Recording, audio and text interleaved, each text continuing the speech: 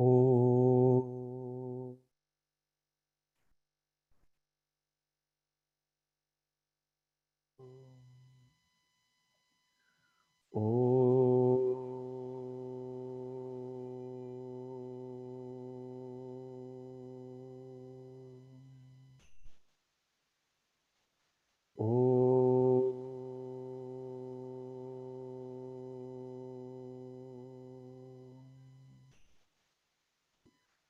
Om Sahana Bhavatu Sahanau Bhunaktu Saha Viryam Karavavahai Tejasvina Vadhitamastu Ma Vidvishavahai.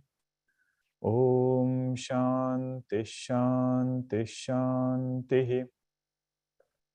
Sadashiva Samarambham Shankaracharya Madhyamam Asmadacharya Paryantam Vande Guru Paramparam. Ramo Rajamani Sada Vijayate Ramam Ramesham Bhaje Ramena Vihata Nisha Charachamu Ramaya Tasmai Namaha.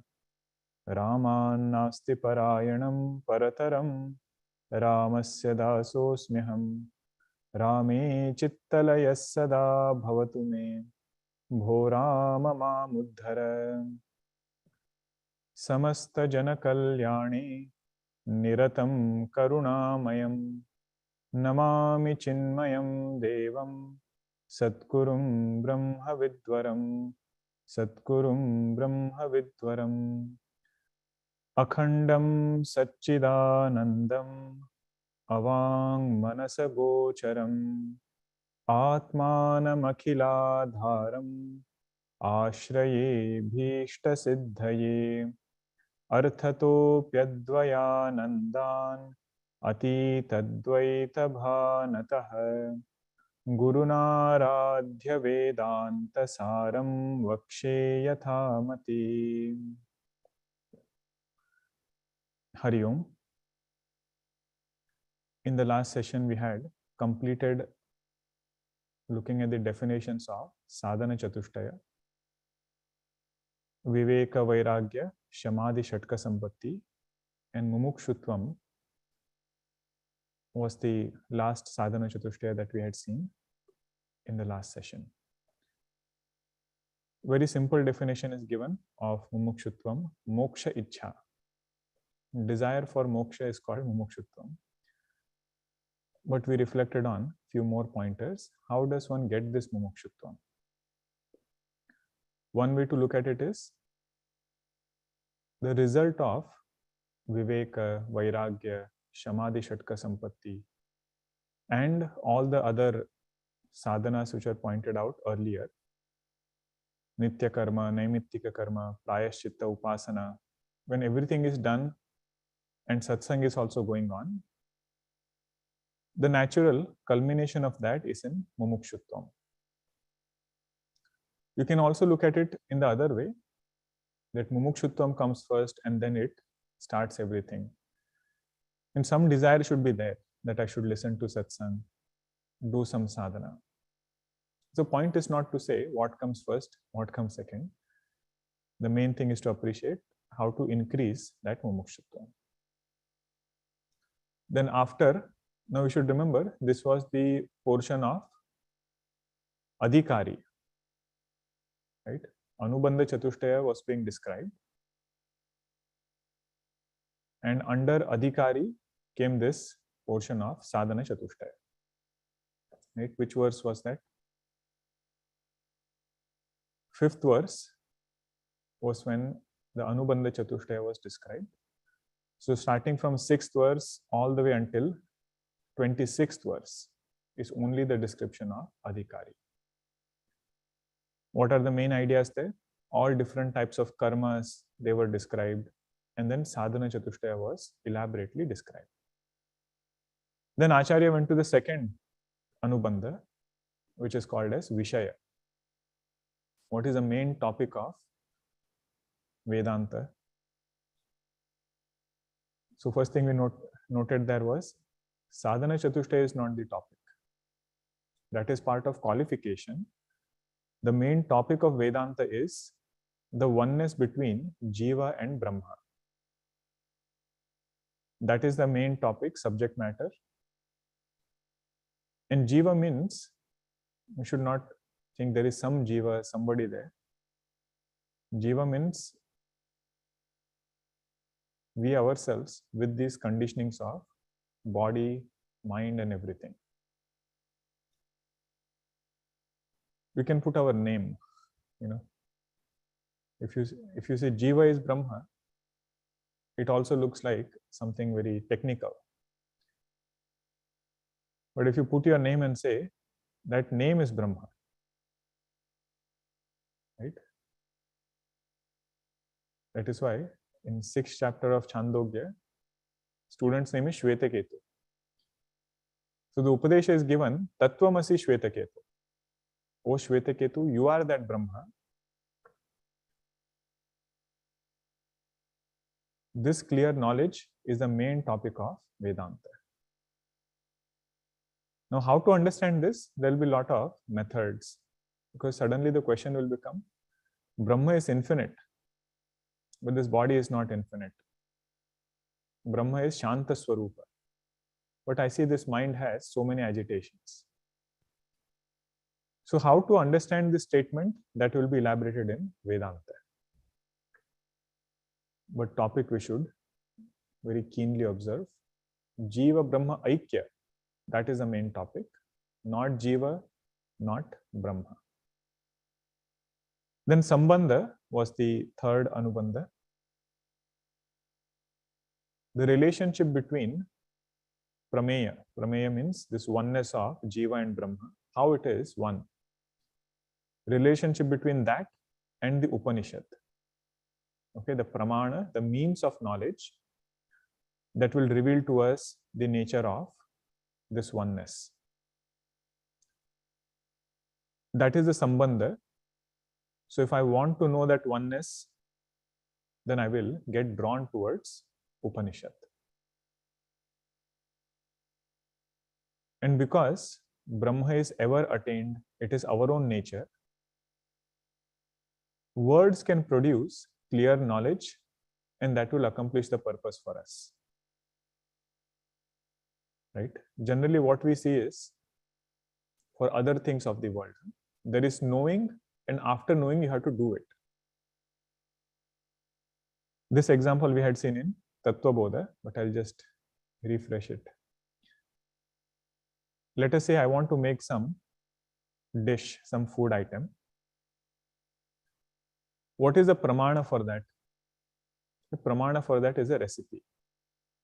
Right? What are the things to be put? What are the ingredients to be made?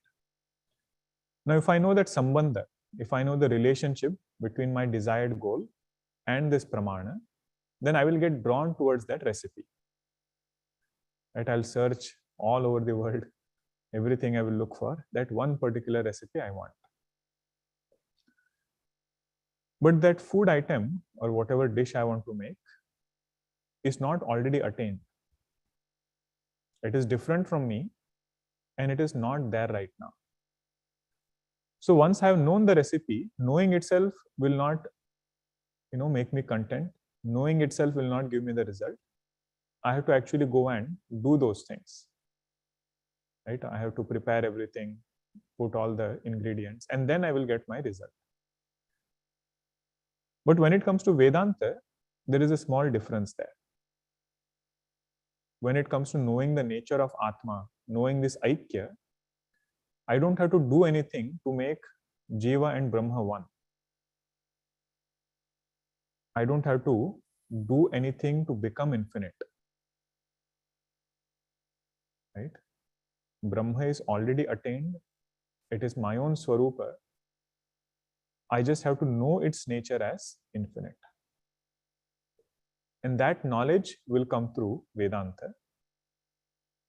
So that is how this Sambandha will be established. Okay, between Vedanta Pramana and this Prameya, the object of knowledge that I am seeking. And because it is Aparoksha already attained, I just have to get clear knowledge.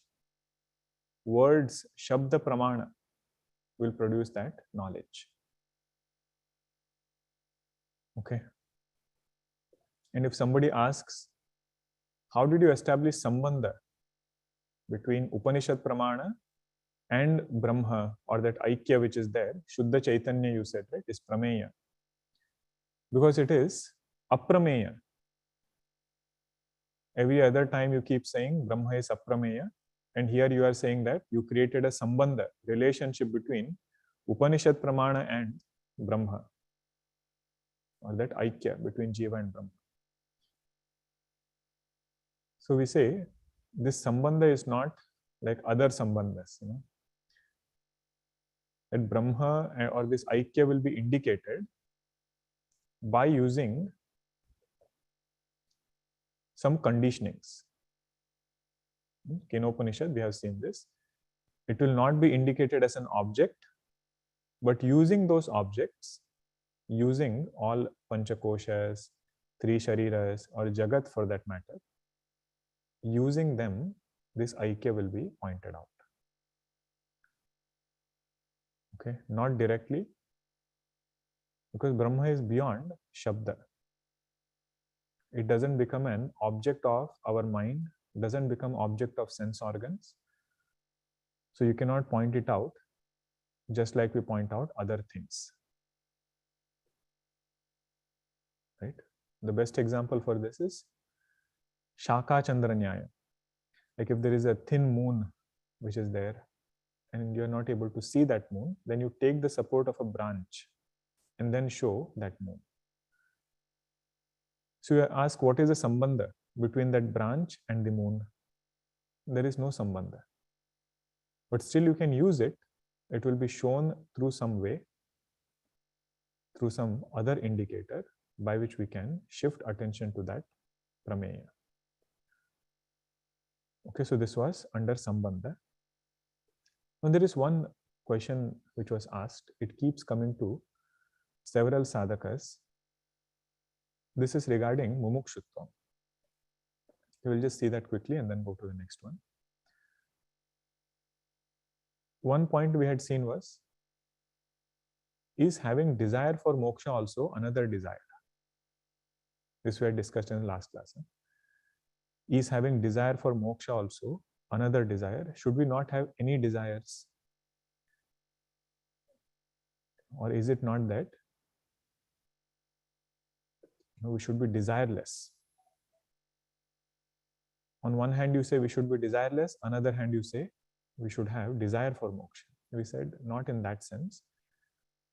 First we will have desirelessness towards other things of this world.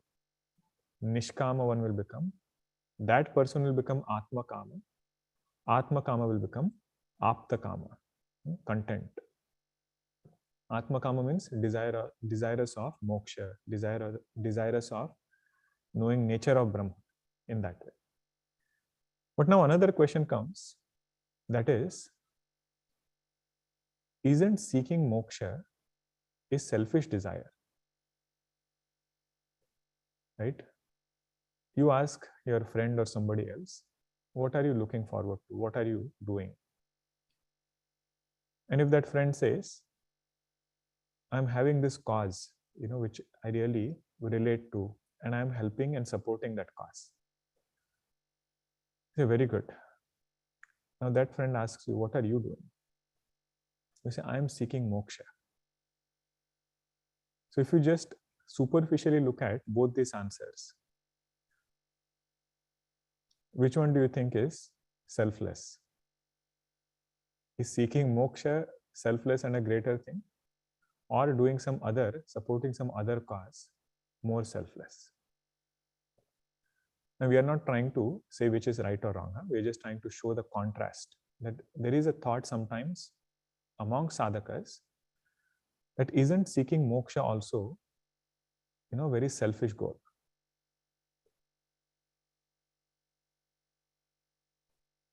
So the simple answer to this is,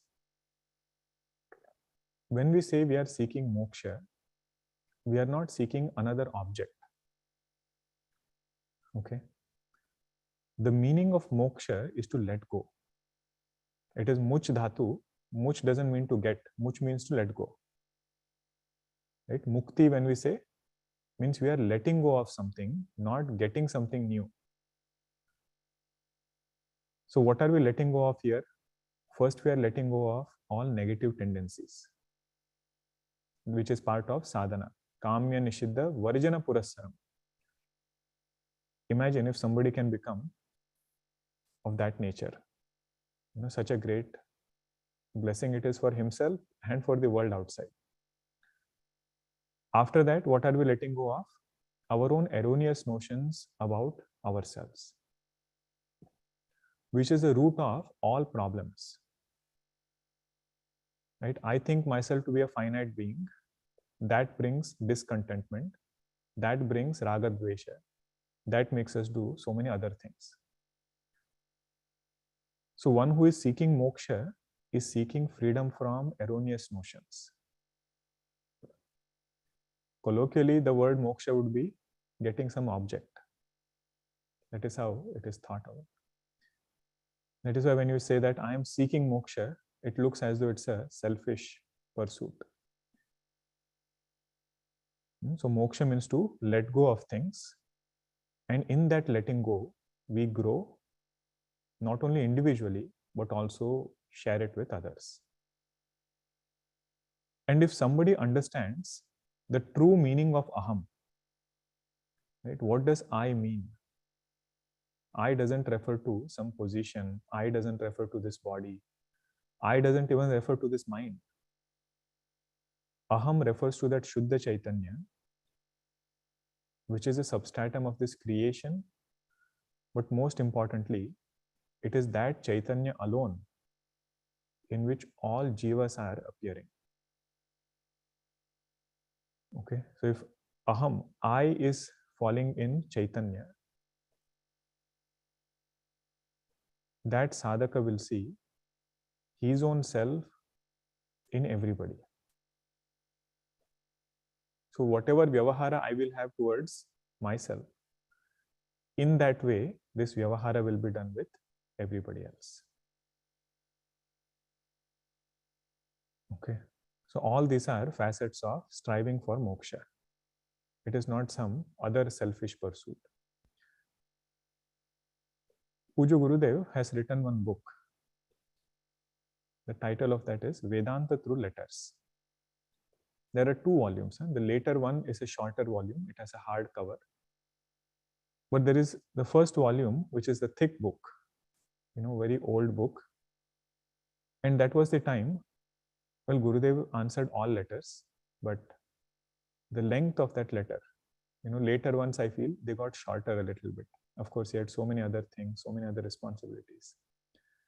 But these letters were written in 1950s, later 1950s, very, very long letters. One question he will take 2-3 pages to answer.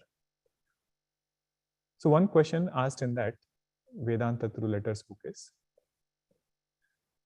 Swamiji, will studying your Vedanta solve the economic problems of this world? This was a question asked by some student in a university to Gurudev. Will studying Vedanta solve economic problems of this world? And Gurudev has written 2-page answer, so beautiful. First he says, my dear, if you understand Vedanta, there will be no world. Okay, that is his first answer. If you understand nature of Atma, reality given to this world will be taken away.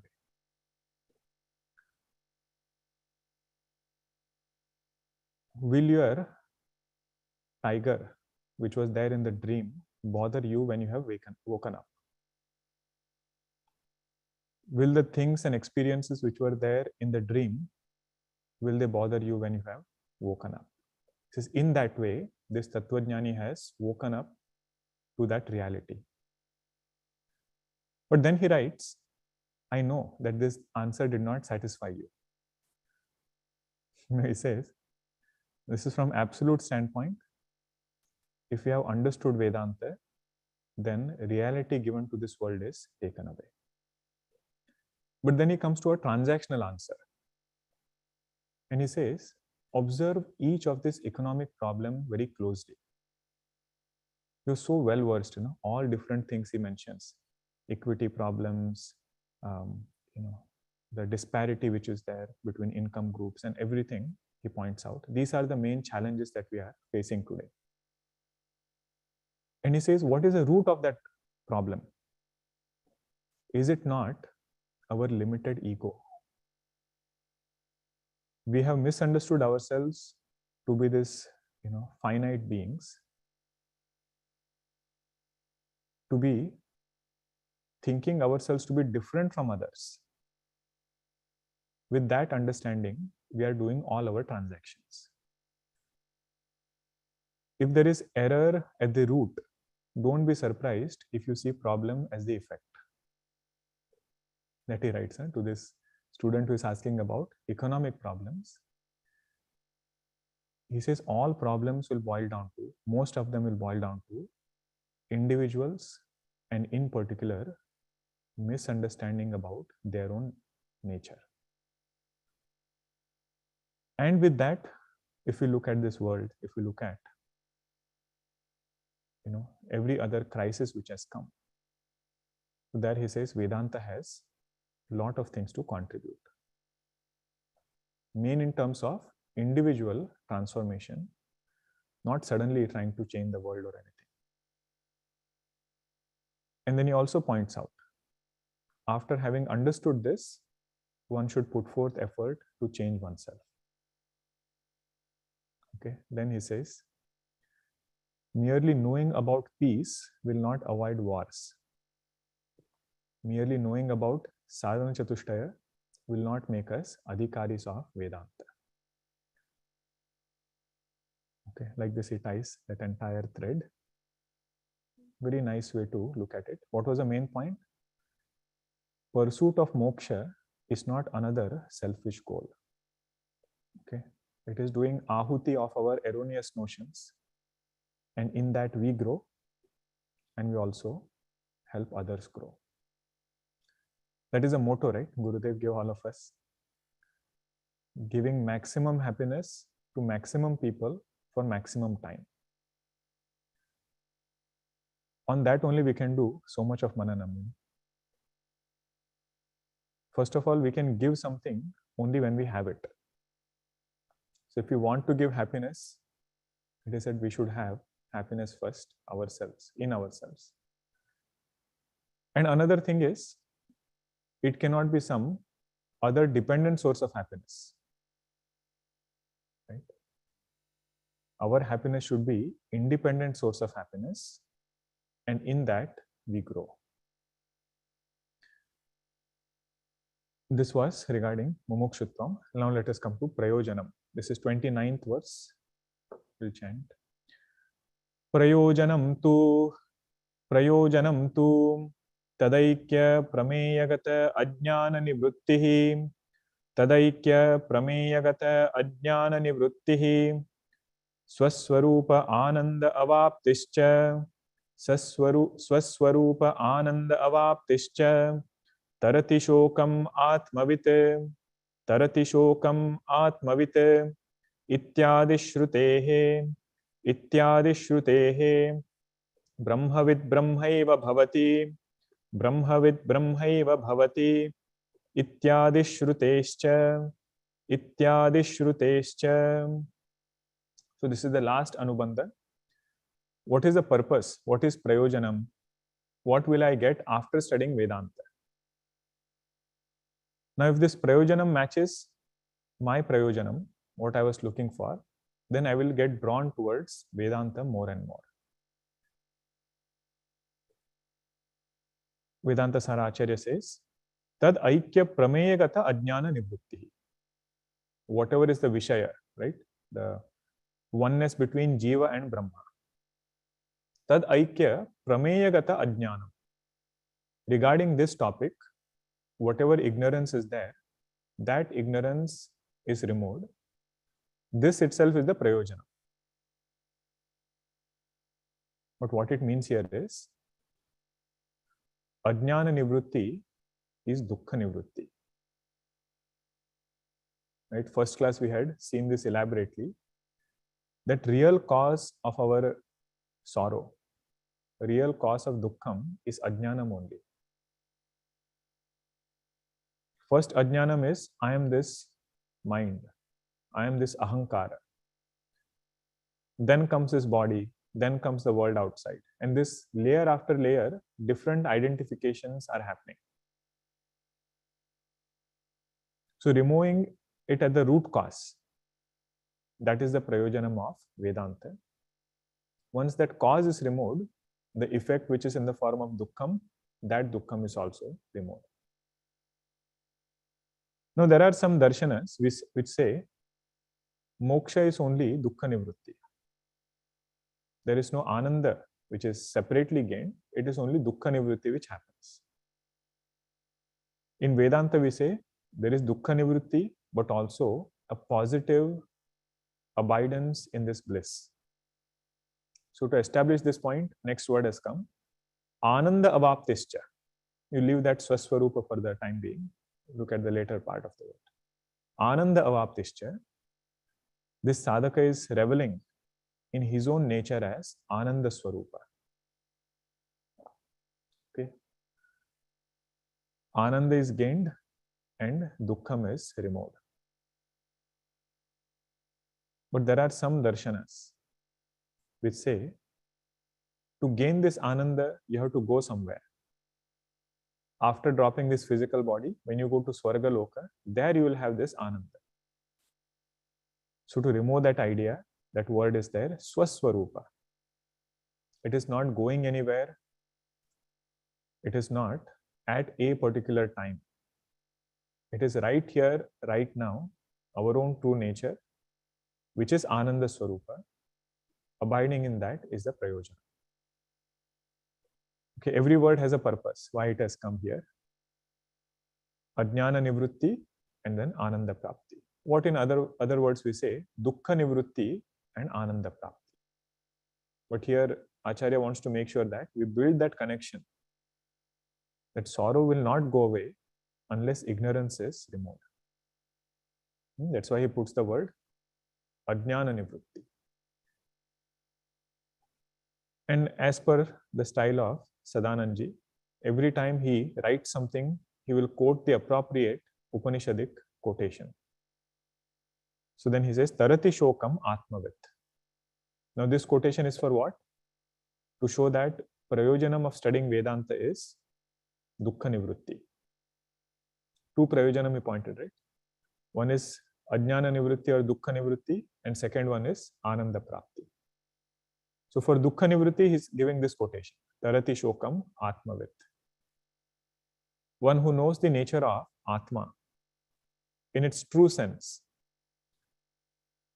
that sadhaka crosses all sorrow, all shokam he crosses over. Now, where is this quotation from? Chandogya Upanishad. Naradji is coming to Sanat Kumaras. Sanat Kumaras say, Naradji, what happened? You look a little worried. Naradji tells them, these are my qualifications. Around 20 degrees he has. Whatever vidya you can think of, whatever branch of knowledge you can think of in this world, everything Naradji knows. Sarpa Vidya also he knows. Ayurveda he knows. Math he knows. Everything. But then he says, I am only mantravit, not atmavit. Mantravit means knower of karma, but I am not having knowledge of that atma. What that implies is that my manas santapa, agitations of the mind, have not gone away. And this feeling of incompleteness which is there in me, that has also not gone away. O Sanat Kumaras, please teach me this knowledge. So then Sanat Kumaras give teaching of Upasana first to Naradji, according to whatever is his inherent nature. According to that, Upasanas are given. And then finally it is said, Bhuma eva sukham. Whatever is infinite, that alone is sukham. That is the nature of this Atma. Remaining as a finite Jiva, no matter what we try to learn, no matter what we try to get, Atyantika Dukkha Nivrutti will not happen. Absolute cessation of sorrow will not happen. That is this teaching. One who knows this truth, Tarati Shokam Atmavit. That person will cross over all sorrows. Ityadi Shrutehe. And then second Shruti is given. Brahmavit Brahmaiva Bhavati. This is from Mundaka Upanishad. Knower of Brahman is Brahman. There is no difference between knower of Brahman and Brahma. Brahmajnani doesn't even call himself as knower of Brahma. Right? There was one Mahatma Ji whom people asked,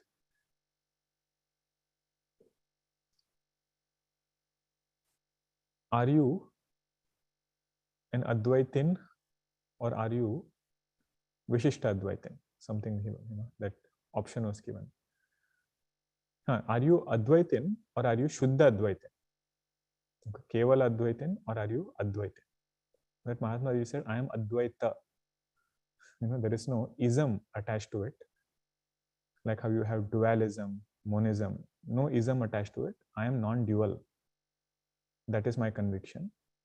So this is to show that one who knows himself as Brahman, that person attains absolute Ananda.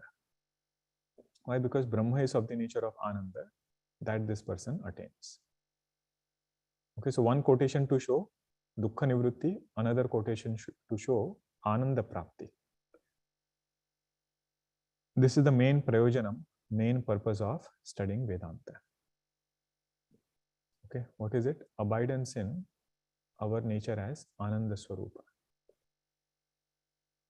That is why we had seen earlier also, all of us are seeking the same thing actually. Even if somebody says there is some person who is a materialist, what is that person seeking through materialism? Seeking Ananda only. But only if somebody appreciates that that Ananda is dependent Ananda. It has a lot of shortcomings. It is time bound. Then that person gradually comes to Vedanta, where we are seeking Swaswarupa Ananda. That Ananda which is effortless, our own true nature, once it is attained, once it is recognized, it will never be lost. Okay, that is this Ananda. Sadhaka of Vedanta is seeking. That is his Prayojanam. Now, if such a thing happens, that sadhaka will not quietly sit. He will go and approach Guru. Sadhana Chatushtaya is elaborated. Anubandha Chatushtaya, that is also elaborated. Now what is being elaborated is Guru Upasatti. That Adhikari will approach a teacher to gain this knowledge. 30th verse. Ayam Adhikari Janana Maranadi Samsara Analasantaptah Janana Maranadi Samsara Analasantaptah Deepta Shiraha Jalarashim Iva Upahara Panihi Shrotriyam Brahmanishtham Gurum Upasrutya Tam Anusarati Tadvijnanartham Sagurum Eva Abhigachet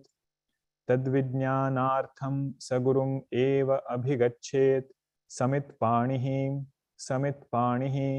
Shrotriyam Brahmanishtham Ityadi Shrutehe. Now the journey of this Mumukshu to the Guru, how he goes and approaches, that is described in this verse. Ayam Adhikari. This is the same adhikari we are talking about, from 3rd verse all the way until 29th verse or 26th verse.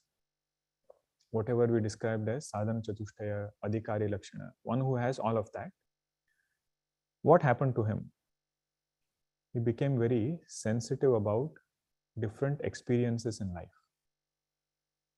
Sensitive not in colloquial sense. Sensitive means one who examines everything. What did he examine? He examined the sorrow coming from these things. What are they? Janana maranadi samsara anala santaptaha. Janana marana, birth and death, means repeated taking and dropping of physical body. This is unavoidable in samsara. And we are not even asked, right? Which sharira we want, we are not even asked. It is just given to us. Both of these things are not in our control, janana marana. So that he has very carefully examined. And then samsara word is used for raga dvesha. All likes and dislikes which are there, agitations which come as a result of this. That he has become very, very sensitive. In other words, finitude has started bothering him. Okay, this is a very advanced sadhaka. He is not getting bothered by small things. He is going to the root cause of this problem. He says, jivatva. That is my main cause of bondage. Expression of that jivatva is kartrutva, sense of doership, bhoktrutva, sense of enjoyership, raga, dvesha. All of those things are expressions. But he has very carefully pinpointed the main cause of sorrow. He says, jivatva is my main problem. And how is this in bothering him? What is bothering him? Ignorance is bothering him. Jivatva, ignorance about his own true nature is bothering him. How is it bothering? Anala santaptaha deepta shiraha. Just like if there is fire on the head, you know how that person would get bothered? He will not look left and right, not ask anybody also. If he finds water, he'll just go and jump in that water. So like how that person will jump in that water, like that this student is going to the teacher. That much of intensity is there, that much of eagerness is there. This portion, if you want to, the next word is Jalarashim Iva. That is that pond. Jalarashim is that pond where he is going and taking a dip. This portion, if you want an example, we should look at Guru Upasatya of Mahatmas. Right? One example we saw last time, Puja Gurudev going to Taponji Maharaj. And he's sending him back. He goes walking, comes back again. Sends him back to Rishikesh, to Shivananji Maharaj. Another very beautiful example of this is Puja Swami Vivekananda meeting Ramakrishna Paramahamsa. They have made a very nice documentary also. But this prasanga is very beautiful to see. First, all of us know Vivekananda was very skeptical about Ramakrishna Paramahamsa. He even tried to test Ramakrishna Paramahamsa. But there is one prasanga where Vivekananda tells Paramahamsa that you go inside and I hear that you speak to Divine Mother. Right? Can I also go and speak? Can I also go and see something? Paramahamsa says, yes, you go and ask her. And at that time, Swamiji's family was going through difficulties. So you go and ask, may your financial situation of the family be very well taken care of. So he sends inside. And Swamiji stands in front of Mother. And he asks for Vairagya and for Mumukshutvam. Comes out again and he says, what happened? You had gone inside, to ask for all these other things. What did you ask? You go again. I think she is playing some tricks. Again he goes, asks the same thing. Give me Vairagya, give me Mumukshutvam. Means all the sampatti, sadhana sampatti he asks again comes back. So then he says, this is the lakshana of a true adhikari. And then he blesses him with both. If their grace is there, abhyudaya nishreyasa, both will come. Right? So family is also taken care of, and then he is given this knowledge. But that is the sadhaka, janana maranadi samsara anala santapta.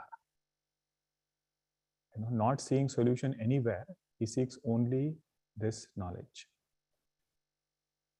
Upahara panihi, he has gone to his teacher, but he is taking something with him. It is said, Rikta panir na seveta, Rajanam Devatam Gurum. One should not go with empty hands to these three people.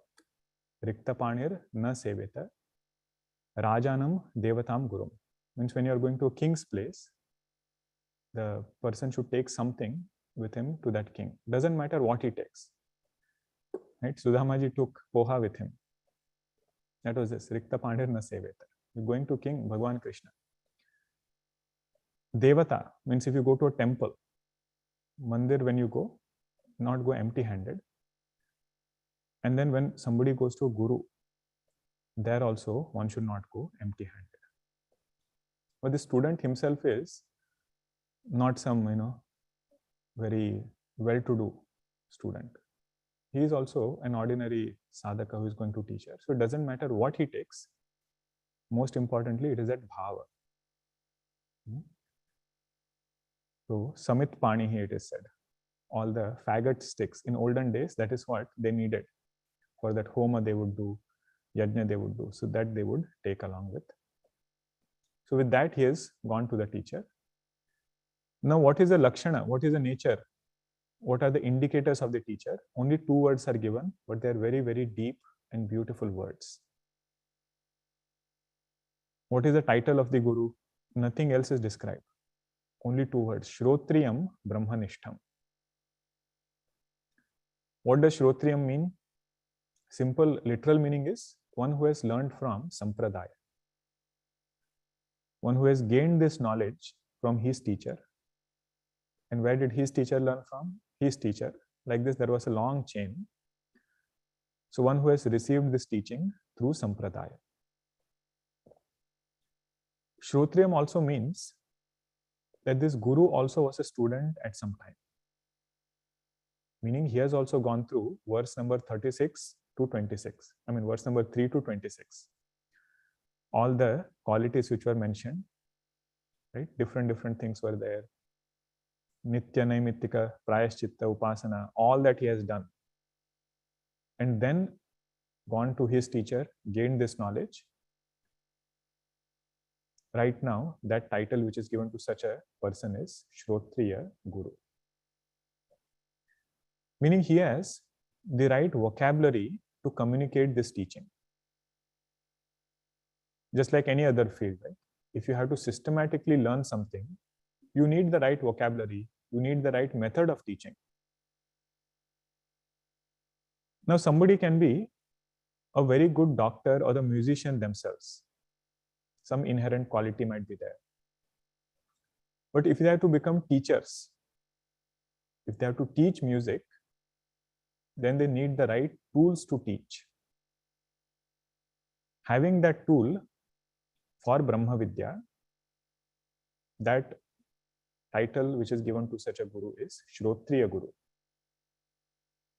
Main different terminologies, building concepts systematically.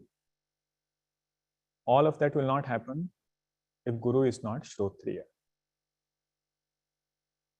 Okay, these are several indicators of the word Shrotriya. But then if you see in your book only, Swamiji has given another translation. He has opened up that word. If you flip to page number 32, you see the 5th point. What does that word Shrotriya mean?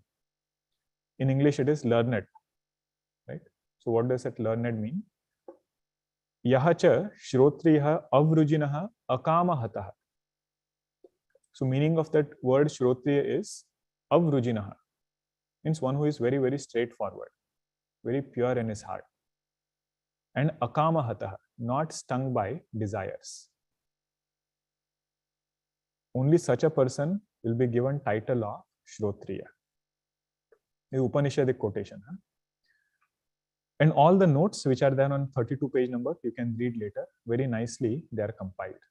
If you have questions, we can discuss later. So what is this? The word Shrotriya. One who has learned from Sampradaya, one who has the right vocabulary, and one who is straightforward in the heart and not stung by desires.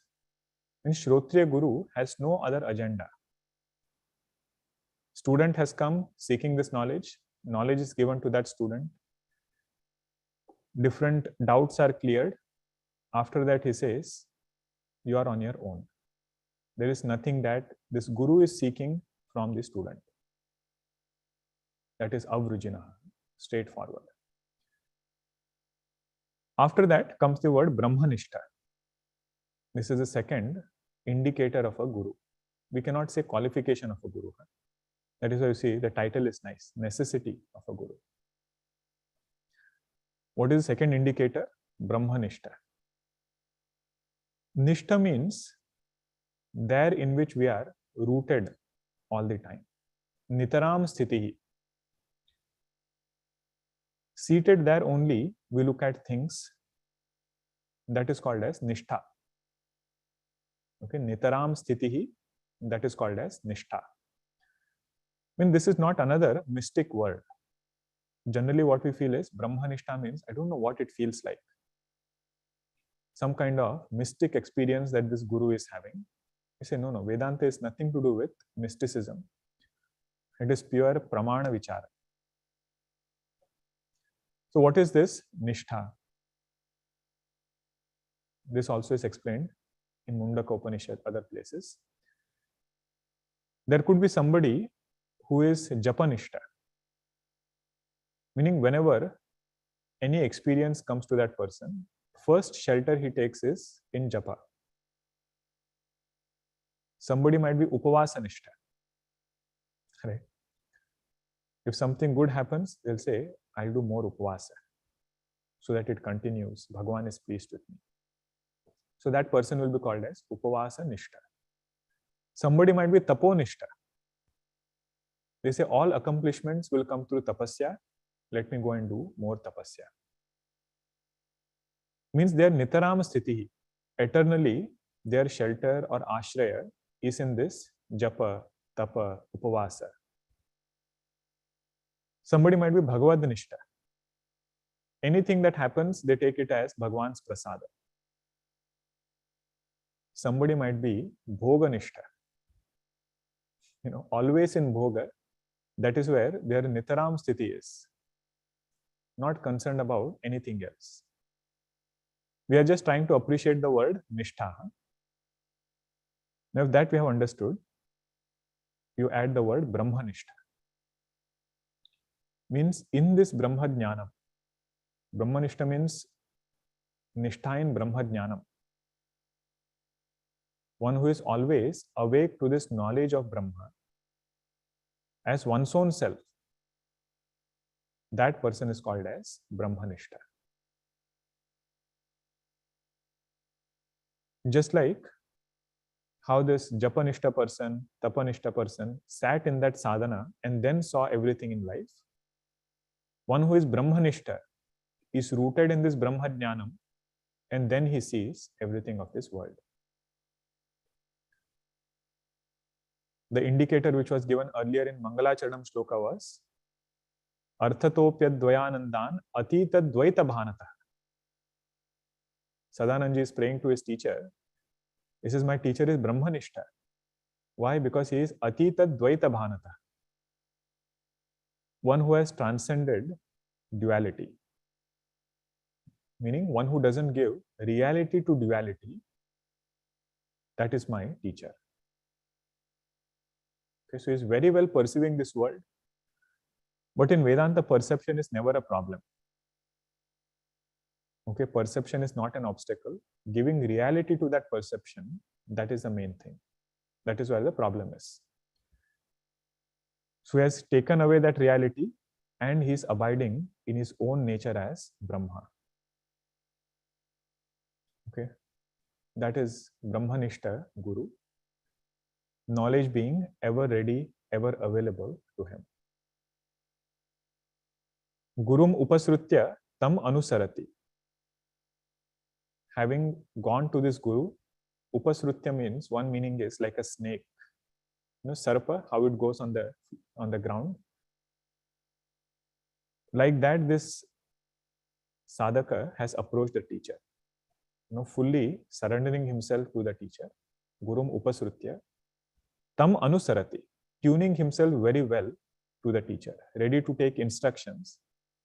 If teacher says half sentence, once that tuning is there, other half sentence he can complete in the right way, not in the way that he wants. That is this tuning, tam anusarati. Even if ideas are not fully connected, you know, teacher says 4 sentences, the student is able to connect those 4 sentences and conclusively come to this understanding that this is what my teacher meant. Okay, that is the meaning of the word tam anusarati. What is it that my teacher likes? According to that, he will do his vyavahara. Now, all of these are, you know, becoming antevasi. How we had seen earlier, right? Going to Gurukula and staying in that Gurukula, these are the main things that this sadhaka has done. If you are really able to go there, then it will happen easily. But if not, these indicators we should catch. Okay. Gurum upasrutya tam anusarati. Tad vijnanartham sa gurum eva abhigachet samit panihi shrotriyam brahmanishtam. So he is saying that whatever I have mentioned as Guru Lakshana, they are not my own. They are said in Mundaka Upanishad. That is why that appropriate Shruti quotation is brought. Means student who has done Parikshanam and this ignorance has started bothering him, he will surely go to a teacher and then surrender to that teacher. What is the nature?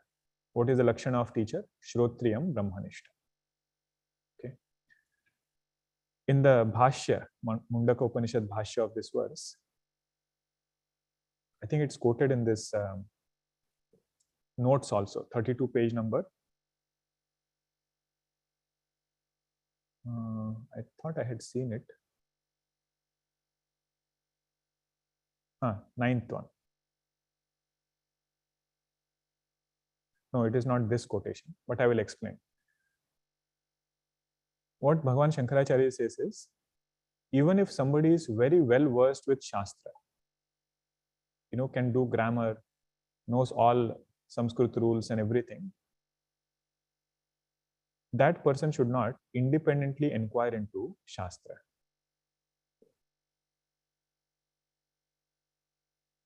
Shastrajnyaha api swatantrena brahmajnana anveshanam na kuryat. Or Brahma anveshanam na kuryat. Even if you are very well versed in Shastra, very scholarly, even that person should learn from a teacher. And then there are several other Upanishadic quotations which say, only that knowledge which is learned through parampara, that knowledge brings about a change in our life. It becomes easier to internalize and person becomes a sadhu. Okay. Satyakama Jabala, we had seen that story in Kenopanishad. He is sent to the forest by his guru, and then different devatas come and bless several things to Satyakama Jabala. And then he comes back to his guru and asks for Brahma Vidya. And guru says, why didn't you ask those devatas who had come? So many things they gave you. And then he says this quotation. He says, only that knowledge which is learned from parampara in a systematic way, that knowledge fructifies, but most importantly, it makes us a sadhu. Okay, so that is this Guru Upasatti portion, very nicely pointed out. 31st verse is conclusion of this. Saha Guruhu Parama Krupaya Adhyaropa Apavadanyayena Paramakrupaya Adhyaropa Apavadanyayena Enam Upadishati Tasmai Savidwan Upasannaya Samyak Tasmai Savidwan Upasannaya Samyak Prashanta Chittaya Shamanvitaya Prashanta Chittaya Shamanvitaya Yenaksharam Purusham Veda Satyam Yenaksharam Purusham Veda Satyam Provachatam Tattvato Brahma Vidyam Provachatam Tattvato Brahma Vidyam Ityadishrutehe Ityadishrutehe. Now the first step was taken from the student's side. The student approached the Guru. Now having approached the Guru, what will the Guru do to the student? That is this verse. Saha Guruhu Paramakrupaya Upadishati. That teacher will teach out of compassion. We'll come to this word, but let us see the next word first. How will he teach? He will teach with the tool which is available to him. Rather, that is the only tool, only method which the teacher can use to teach. What is that? Adhyaropa Apavada Nyayena. Now, entire Vedantasara from this point is going to be elaboration of this two words, Adhyaropa and Apavada. We are right now at 31st verse, right? So 32nd verse all the way until 121 verse is talking about Adhyaropa. And then the later part is talking about Apavada. So whatever that Guru taught to that student, that Vedantasara Acharya is going to elaborate now. I'll not explain much on this verse because he himself is going to elaborate it. But most important is, the Guru is teaching out of Paramakrupa. We should never forget that adjective of the Guru. Atita Dvaita Bhanata. In the eyes of this Guru, there is no Dvaitam. Right? That Guru to whom the student approached, in his eyes there is no duality. There is no world to begin with. The duality of student and teacher is also not there. But in spite of all these things, accepting duality, he starts teaching. That is his Krupa.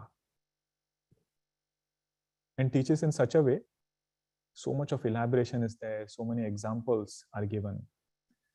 Different logic, points are raised. All of them are there. That is his Krupa. There is a nice story which Mahatmas share. It is not in Bhagavatam, to explain this word, Paramakrupa. When Shukdevji Maharaj got that curse, right, from that Rishi, that in 7 days, Takshaka will come and, bite. He gave up his kingdom and everything, went and sat on the banks of Gangaji. Now Naradji felt a lot of Krupa. He said, Parikshitji Maharaj is here. He should be given this teaching of the highest knowledge. So Naradji went to Shukdevji, who was again sitting on another corner of Gangaji. And he said to Shukdevji Maharaj, Parikshitji Maharaj has been cursed. Please go and give him this Upadesha. Tell him the glories of Bhagwan's nature, his Leelas. What is his nature, essential nature? That knowledge you give and make him fearless. But please, get up from here and go towards Parikshitji Maharaj. Shukdevji Maharaj said, why are you getting so concerned? Right? Everything in this world is per karma. Whatever karma he had done in the past, that result he has gained.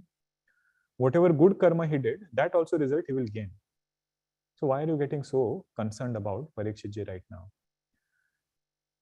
Naradji is a master, in these things. While they were discussing, there was a person who didn't have physical eyes. He was walking and he was going closer and closer towards Gangaji. They have this ghat, right? Ghat means steps are made. And this person was walking.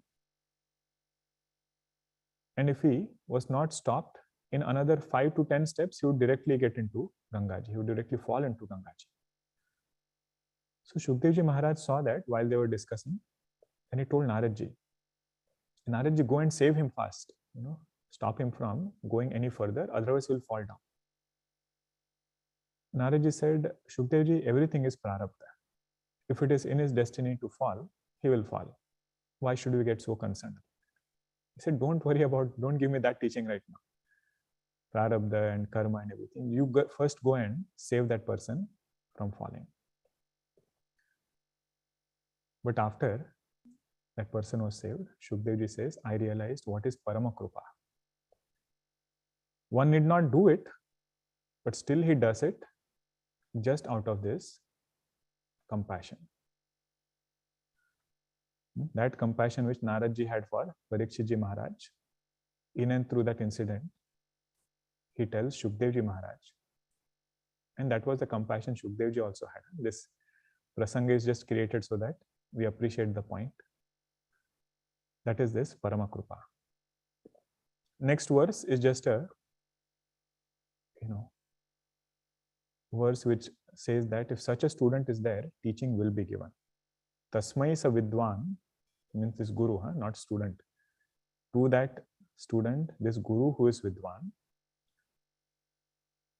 upasannaya samyak, one who the student has come seeking this knowledge and he has surrendered very well. Prashanta chittaya shamanvitaya, one whose mind is quietened, has all sadhana chatushtaya. Yena aksharam purusham veda satyam provachatam tattvato brahmavidyam. That knowledge by which this akshara tattva will be understood and all sorrows will be removed. That knowledge, this teacher will teach very well. Okay, clear upadesha will be given, systematic knowledge will be given. So with this, we complete the first chapter of Vedantasara. It's an accomplishment. This is a long text, but very patiently we went through the first chapter. Main topic of first chapter is Anubandha Chatushtaya, and within that, under Adhikari, Sadhana Chatushtaya was described. That is the main topic. But the elaboration that we find here, we will not find it elsewhere. About karmas, about Sadhana Chatushtaya, precise definitions. From the next session, we will enter into the teaching portion, which is Adhyaropa and Apavada. Om Purnamadah Purnamidam Purnat Purnamudachyate Purnasya Purnamadaya Purnameva Vashishyate. Om Shanti Shanti Shanti. Harihi Om Shri Gurubhyo Namaha. Harihi Om.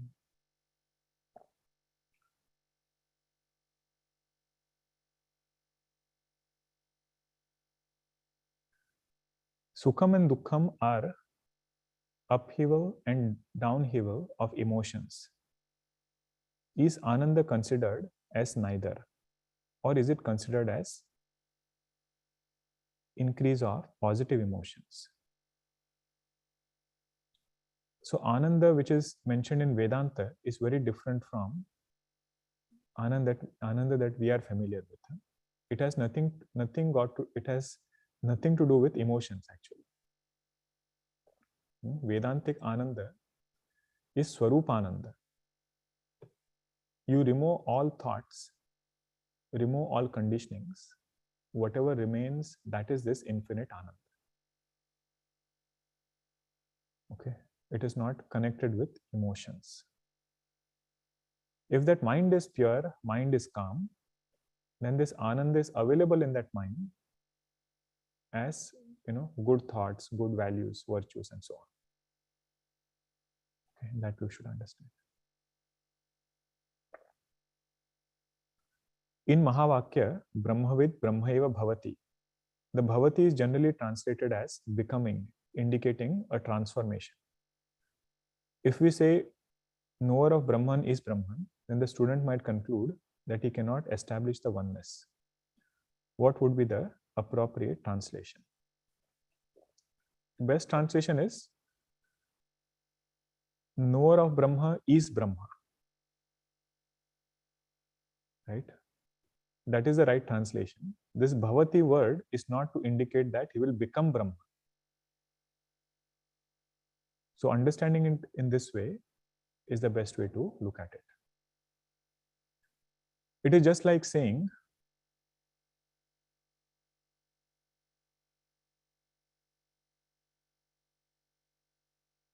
one who knows himself to be a man, how much time does it take to shift the identity from father to a man? Right?